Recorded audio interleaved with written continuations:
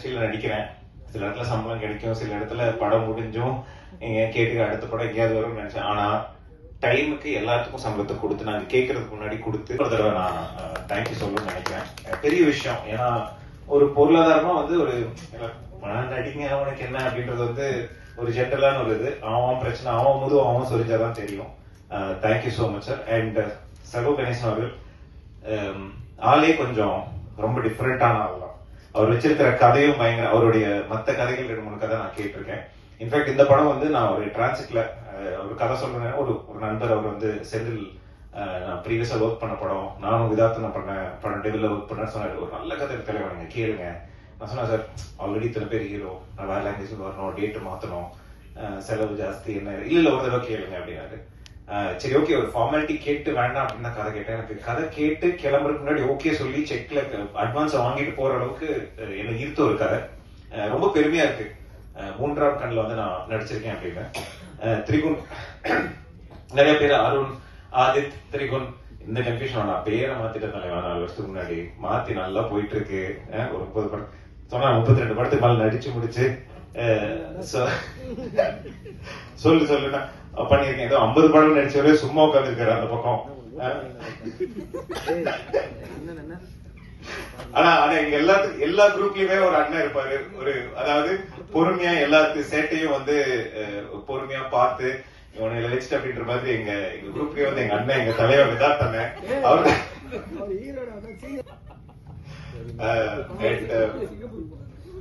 இந்த மாதிரி யூஸ்வலி வந்து நடிகர்கள் ஏதோ ஒரு இடத்துல வந்து ஒரு சின்ன ஈகோ வரும். நாங்களும் பேசும்போது இவன் இப்படி சொல்லிட்டானே, இவன் இப்படி பார்த்துட்டானே உள்ள வச்சுப்போம், சொல்ல முடியாது. ஆனா ஏதோ ஆனா உண்மையாவே வந்து 100% ஒரு யூஸ்வலி நாடகங்கள் பண்ணும்போது இந்த மாதிரி ஒரு ஸ்பேஸ் கிடைக்கும். ஒரு 10 நடிகர்கள் சேர்ந்து நடிகள் இந்த மாதிரி ஒரு படம் வந்து சில படம் 24 மணி நேரத்தில் எடுத்த படம், பேசாத படம், கதை திரைக்கதை வசனம்ல சந்தோஷ் சொன்ன மாதிரி ஒரு ஓப்பன் எண்டிங், அந்த மாதிரி ஒரு ஹென்ரியின் சிறுகதைகள் கவிதைகள் மோஸ்ட்லி வந்து ஒரு ஓப்பன் எண்டிங்கோட இருக்கும். அந்த ஓப்பன் எண்டிங்கான ஒரு அழகே வேற. அதாவது வாசகன் வந்து ஒரு எழுத்தானலா மாறக்கூடிய ஒரு இடம் அது. அதே மாதிரி ஒரு வியூவர் வந்து ஒரு ரைட்டர், ஒரு திங்கரா மாறக்கூடிய இடம் வந்து ஒரு ஓப்பன் எண்டிங் இருக்கிற ஒரு படம். அதை எடுக்கிறதுக்கு ஒரு தைரியம் வேணும். மீண்டும் ஒரு முறை ஜூன் 12 எல்லாருமே தேட்டர் போய் படத்தை பார்த்து எல்லாருமே எங்களை சப்போர்ட் பண்ணுவாங்க. நான் மனமாற கடவுளை வேண்டிக்கிறேன். நன்றி, வணக்கம். விஷயம் அது இந்த கதையில நான் அப்ளை பண்ணியிருக்கேன். அது கூடவே வித்தியாசமான ஒரு விஷயத்தை ஆட் பண்ணியிருக்கேன். That is open end. Artist தான் இந்த படத்தோட கிளைமாக்ஸ் கண்டுபிடிக்கணும் அப்படிங்கிற மாதிரி ஒரு விஷயத்தை கொண்டு வந்திருக்கோம். ஸோ இது எல்லாமே சேர்ந்து ஒரு புதுசான ஒரு விஷயமா இருக்குன்னு நான் நினைக்கிறேன். இதுக்கு முன்னாடி இந்த படம் தமிழ்ல மட்டும் இல்ல வேர்ல்டு வைடே இந்த மாதிரி ஒரு படம் வந்திருக்கான்னு எனக்கு தெரியல. தெரிஞ்சிருந்தா நான் தெரிஞ்சுக்கிறேன். ஸோ அந்த வகையில் இது ஒரு முதல் படம் நினைக்கிறேன். எனக்கு முதல் படம் தான் இது. இந்த படம் வந்து முதல்ல ப்ரொடியூசர் சசிகுமார் இந்த கதையை அவர் சொல்றதுக்கு நான் போகும்போது அவர் இந்த கதையை ஒத்துக்குவாரா ஒத்துக்க மாட்டாராங்கிற டவுட் எனக்கு இருந்துச்சு. ஏன்னா இது ஒரு எக்ஸ்பெரிமெண்டல் மூவி. எந்த ப்ரொடியூசருமே வந்து ஒரு எக்ஸ்பெரிமெண்டல் மூவிக்கு உடனே ஓகே எல்லாம் சொல்ல மாட்டாங்க. அவங்க கமர்ஷியலா போகணும், ஒரு படம் பண்ணணும் அப்படிங்கிற ஒரு தாட்டில் தான் எல்லாரும் யோசிப்பாங்க. பட் இவர் இந்த கதையை சொல்லும் போது நான் ரெடியாவே இன்னொரு கதையை வச்சிருந்தேன். ஒருவேளை இந்த கதை ஒரு வேண்டாம் அப்படின்னு சொல்லிட்டாருன்னா உடனே இன்னொரு கதையை சொல்லி எப்படியாவது ஒரு அட்வான்ஸ் வாங்கிடணும் அப்படிங்கிற நேரத்தில். பட் ஆனால் இந்த கதை சொன்ன உடனே இதுல இருக்கிற இந்த கமர்ஷியல் ஆஸ்பெக்ட் அவர் யோசிச்சார். அது அவர் சொன்னார், அவர் என்கிட்டே சொன்னார். இதுல நிறைய கமர்ஷியல் இருக்கு, இது நல்லா நிறைய நடிகர்கள் இருக்காங்க, கதையும் நிறைய ஹியூமர்லாம் இருக்கு. இது ஒரு மர்டர் மிஸ்டேங்கிறதையும் தாண்டி இதுல நிறைய ஹியூமர் இருக்கு, இளைஞர்களுக்கு வரக்கூடிய சில விஷயங்கள்லாம் இருக்குது அப்படின்னு சொல்லிட்டு இதுவே ஒரு பண்ணலாம், வேற எந்த ஆப்ஷனுமே நம்ம யோசிக்கவே வேண்டாம் அப்படிங்கிற மாதிரி ஒரு முடிவு எடுத்தாரு. ரொம்ப தேங்க்யூ. பிரஸ் மீட் நீங்க ஒயிட் ஹவுஸ்ல இருந்து யாராவது கேமரா இருக்கா? அவர் பேசுனதை கட் பண்ணி வச்சுக்கிட்டீங்கன்னா இனிமேல் ப்ரொமோஷனுக்கே வரணும். ஏன்னா ப்ரொமோஷன்ல பேசுறது எல்லாத்தையும் எங்க அண்ணன் இங்க பேசிட்டாரு டைரக்டர் சார். ரொம்ப சந்தோஷம். ஃபர்ஸ்ட் டைம் நானும் சில பிட்டெல்லாம் எடுத்துட்டு வந்திருக்கேன். நிறைய பேச மாட்டேன், கவலைப்படாதீங்க, ஜாலியா இல்லைனா கிளம்பிடலாம். ஃபர்ஸ்ட் எனக்கு தெரிஞ்சு என்னை ஏமாத்தி இந்த படத்தை நடிக்க வச்சிருக்காங்க. ஏன்னா என்கிட்ட கதை சொல்ல வரும்போது சசி சார் வந்து ரொம்ப வருஷமா தெரியும், அவர் ப்ரொடக்ஷன் பண்றதுக்கு முன்னாடியே தெரியும். It's very sweet person. நிறைய பேர் சொல்லிட்டாங்க அவரை பத்தி. உண்மையாவே ஏன்னா சினிமால நிறைய நண்பர்கள் வருவாங்க போவாங்க, ஒரு மாதிரி ஒரு ஃப்ளோட்டிங்கா தான் இருக்கும். ஏன்னா சக்சஸ் மட்டும் தான் இங்க வந்து முடிவு பண்ணும். பட் அது மீறி சக்சஸ் இருக்கும்போது நிறைய பேர் இருப்பாங்க. ஒரு 2 படம் ஓடலன்னா யாருமே இருக்க மாட்டாங்க. நம்ம அது ரொம்ப நேர்மையான அன்பு நினைச்சு பழகிட்டு அது ரொம்ப ஏமாந்து தான் போவோம். அது ரொம்ப யதார்த்தமான விஷயம் சினிமால. அப்படி இருக்க சினிமால ரொம்ப சில நண்பர்கள் தான் நமக்கு நம்ம என்ன பொசிஷன்ல இருந்தாலுமே எப்படி இருந்தாலுமே நம்ம கூட டிராவல் பண்றது வெரி ஃபியூ பீப்புள். அதுல ஒருத்தரா நான் வந்து சசி சாரை பாக்குறேன். எனக்கு thank you Sasi sir for being with me all the time. But இந்த கதை வந்து அவர் ஃபர்ஸ்ட் பிட்ட போட்டாரு ஒரு ப்ரொடியூசரா. நான் வந்து ஒரு கதையை கேட்டு நான் அனுப்பிச்சு ஒரு ப்ரொடியூசர் எனக்கு படம் பண்ற நிலைமையில நான் இல்லை. தயாரிப்பாளர்களுக்கு ஒரு கதை ஓகே பண்ணி அவங்க எனக்கு ஓகேன்னு சொல்லி அனுப்பிச்சு. ஏன்னா இது சப்போஸ் படம் சரியா ஓடல இல்லைன்னா கலையை நீங்க தான் செலக்ட் பண்ணி நம்மளை மாட்டி விடலான்ற கேஸ். அப்படி இல்லாம உண்மையா சார் நீங்க தான் செலக்ட் பண்ணி அந்த கதையை எனக்கு அனுப்பிச்சா நான் கேட்டேன். அதே மாதிரி என்கிட்ட வரும்போது விதார்த்தன் அந்த கதையை செலக்ட் பண்ணிட்டாரு அப்படின்னு தான் சகோன்னு சொன்னாரு. உண்மையா கதை ரொம்ப நல்லா இருந்து கேட்டோன்னே பயங்கரமா பிடிச்சிருந்தது. அதே மாதிரி விதார்த்தனோட கதை செலெக்ஷன் பத்தி நமக்கு தெரியும். ஆனா கதையை கேட்டு முடிச்சோடனே அந்த ரோல் நான் நடிக்கிறேன் கேட்டேன். ஏன்னா இப்போ பிரதாப் சொன்னார்ல அதுதான். ஏன்னா இப்ப எனக்குமே அந்த பிரச்சனை பயங்கரமா இருக்கு. இந்த கதையை கேட்டோன்னே நீங்க மட்டும் தான் நடிக்க முடியும் அதுலாம் சும்மா ஜோக்கு. யாருனாலும் நடிக்கலாம் கண்டிப்பா. இப்போ இன்னைக்கு இருக்க தருணத்துல எனி ஒன் கேன் ஆக்ட். ஆக்சுவலா இப்போ ராமரன் சொன்னாங்க நடிக்க கூப்பிட்டாருன்னு, அது தப்பே இல்லை. எனி ஒன் கேன் ஆக்ட் இப்பன்னு கிடையாது, எப்பவுமே அது இருந்தது. பட் இப்போ ரொம்ப சூப்பராகவும் அது கொஞ்சம் ஓப்பன் அப்பாவும் ஆயிடுச்சு. இப்போ நல்ல கதை, நல்ல right time, right opportunity, right release இருந்ததுன்னா கரெக்டா மக்கள் கிட்ட கொண்டு போய் சேர்க்கிறதா எனி ஒன் கேன் ஆக்ட். நம்ம நிறைய பேர் கிட்ட பார்த்துட்டே இருக்கோம். இப்போ everybody is acting, music director, பெரிய தயாரிப்பாளர் பசங்க, நடிகர் பசங்கலாம். ஸோ அதனால அது சூப்பரான விஷயம் தான். இப்போ நாங்களுமே நடிக்கலாம், ரொம்ப ஹெல்த்தியான விஷயம். ஆக்சுவலி எங்களுக்கு இருக்க பிரச்சனை என்னன்னா, இப்போ நாங்கள் தவறு பண்ண முடியாது, தவறுகள் ரொம்ப குறைவான எங்களுக்கு அந்த ஸ்பேஸ் இல்லை. நாங்கள் தப்பு பண்ணா திரும்ப we can start from the scratch. அது வந்து பெரிய ப்ராப்ளம். ஸோ அதனால கண்டிப்பா ராமர் சார் உங்க நல்ல ஸ்கிரிப்ட் சொன்னா கண்ண மூடி நடிங்க. Anybody can become hero in one night today. So அது நல்ல விஷயம் தான். Thank you so much. நிறைய பேசணும்னு நினைச்சேன், பட் சகோன் நான் நிறைய பேசிட்டாரு. ஸோ அதனால ஓகே, தேங்க்ஸ் டு யாரையும் மிஸ் பண்ணா எல்லா படத்தையும் நான் நிறைய மிஸ் பண்றேன். ஸோ அதனால ஒரு உலகத்திலேயே டப்பிங்க்கு கேட்ட திறந்துட்டு வெளில வந்த முதல் நான் தான். உள்ள போயிட்டு டப்பிங் இருக்கு எனக்கா, ஆமா அப்படின்னா உள்ள டப்பிங் போனா முடிஞ்சு போலாம் அப்படின்ட்டாங்க. அப்படி வந்து ஃபர்ஸ்ட் கால்னா ஆக்சுவலா கடைசி பேசவே கூடாதுங்க. எங்க ப்ரொடியூசர் சொன்னாரு, ஏதாவது வைரலா ஒரு விஷயம் பேசுங்க. சரி என்ன பேச, நம்ம வந்து நம்ம லைஃப்லயே என்ன நடக்குதோ அதுதான் பேசுறோம். என்ன வைரலா என்ன பேசலாம்னா ஒரு ஐடியா ஒண்ணு பேசிட்டு வந்தாயா வந்து சரத்து நீ படத்துல காமெடி பண்ற, எனக்கு காமெடி பண்ணிட்டு போயிட்டு சரி ஒரு ஐடியா நான் படத்துலதான் பேசல, இங்கேயும் வந்துட்டு இப்படி பார்த்துட்டு போய் உட்காந்துடலாம், என்னங்கிற ஏதாவது ஒண்ணு பண்ணலாம்னு பார்த்தா உடைச்சான். அடுத்த தலைவர் யாரு தலைவர் வரலாம் வந்து என்ன பேசுறது சொல்லுங்க, என்ன பேசுறது, திருப்பி எல்லாரும் பேசுறது அதுவே பேசணும்.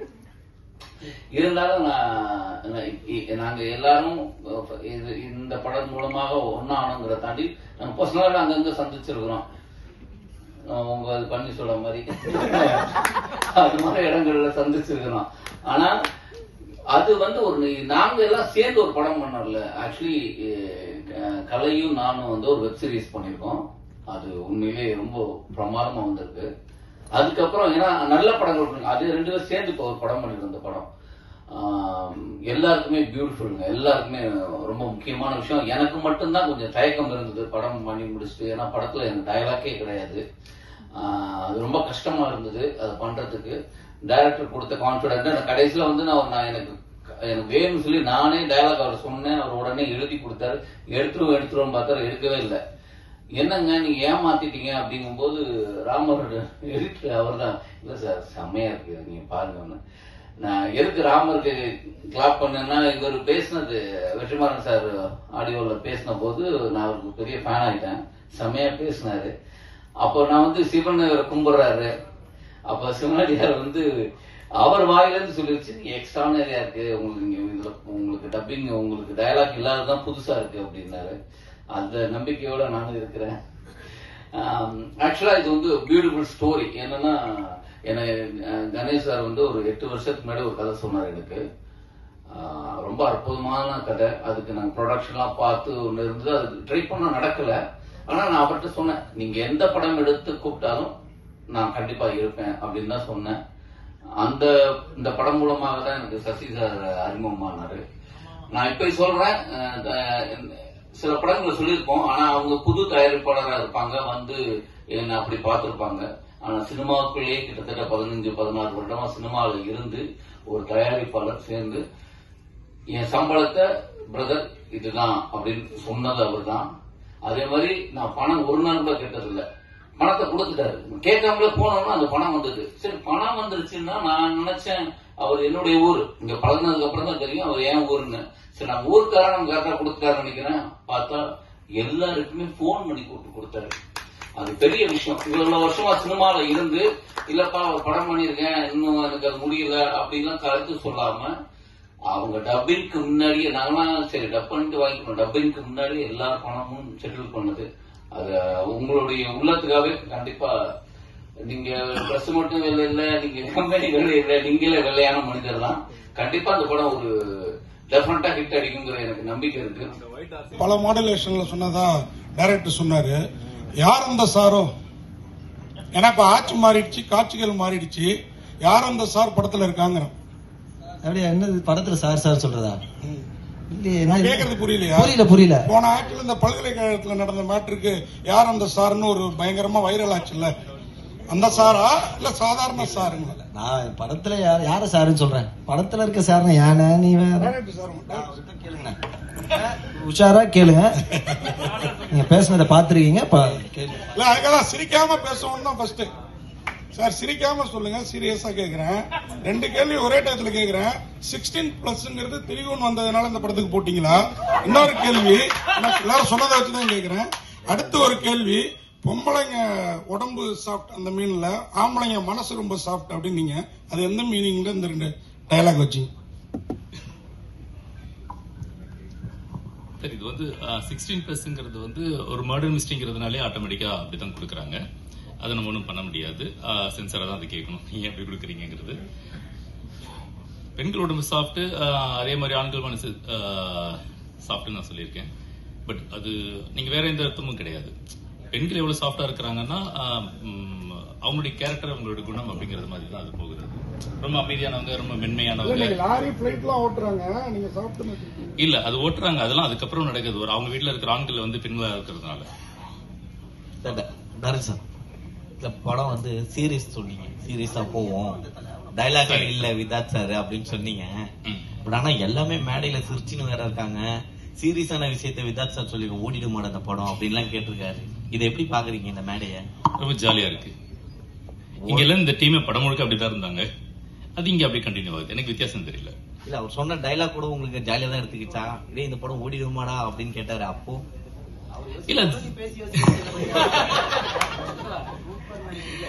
இல்ல அது இல்ல இந்த படம் ஓடுங்கிற நம்பிக்கை முதல்ல அவருக்கு தான்.